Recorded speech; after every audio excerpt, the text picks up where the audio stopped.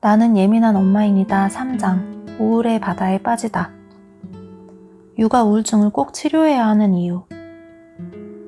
아이를 키우는 엄마로서 가장 고통스러운 건 두 가지였다. 하나는 무기력증에 시달린 것이다.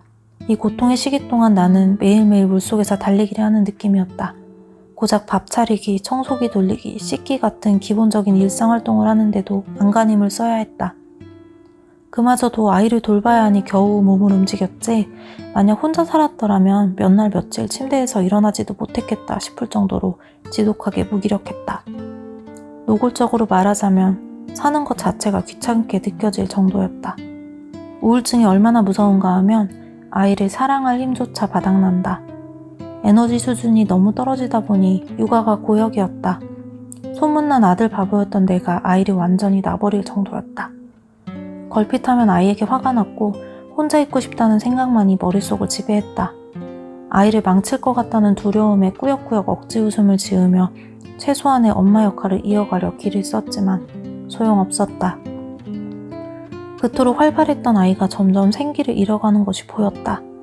안간힘을 쓸수록 나는 더 지쳐갔고 나도 모르게 싸늘한 눈빛과 차가운 말투로 매일 아이에게 상처를 주고 있었다.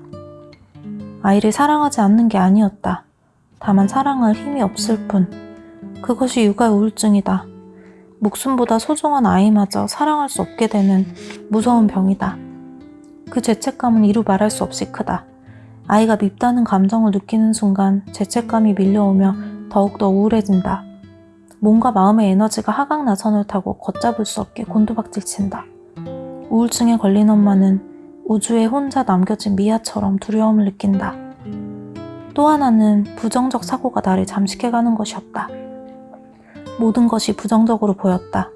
활기를 되찾고 싶어서 아무리 발버둥을 쳐도 우울의 늪으로 점점 빠져들어갔다. 다시는 행복할 수 없을 것 같다는 두려움이 몰려왔으며 이런 내가, 이렇게 내 멘탈 하나도 제대로 관리하지 못하는 내가 한 아이를 키워낼 수 있을까? 자격 없는 내가 괜히 아이를 낳아서 불행을 대물림하는 건 아닐까? 라는 생각이 점점 더 나를 옥죄어왔다.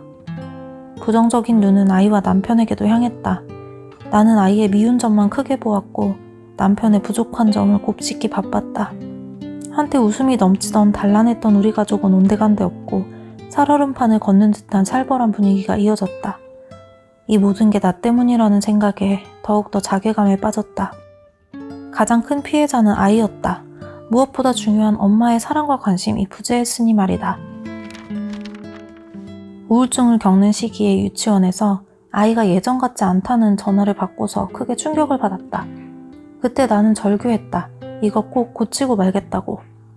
그나마 나는 육아 우울증이 늦게 온 편이라 그동안 쌓아놓은 애착으로 비교적 수월히 버텼던 것 같다. 아이가 어릴수록 지체하지 말고 전문가의 도움을 받기를 권하고 싶다. 내가 만약 우울증이라는 키워드를 놓쳤다면 적극적으로 도움을 구하지 못했을 테고 그랬다면 모든 괴로움을 아이 탓으로 돌렸을 것이다. 아이는 나를 불행하게 만드는 원망의 대상이 되었을 것이고 관계는 나락으로 떨어졌을 게 분명하다. 하지만 우울증에 걸렸다고 너무 좌절할 필요는 없다. 빛이 있으면 어둠이 있듯이 어둠이 있으면 빛이 있는 법. 적절한 도움을 받는다면 그동안 나를 괴롭혔던 묵은 상처들을 털어내고 나쁜 습관들을 바꿀 수 있는 절호의 기회가 될 수 있다. 그만큼 간절하기에 필사적으로 임할 수 있기 때문이다. 나는 힘들었던 시간이 이제는 감사하게 느껴질 정도로 많은 긍정적 변화를 겪었기에 조금은 편안한 마음으로 위로를 건네고 싶다. 상태를 가만히 점검해보고 필요하면 꼭 치료를 받자. 소중한 아이를 위해서, 그리고 소중한 나를 위해서.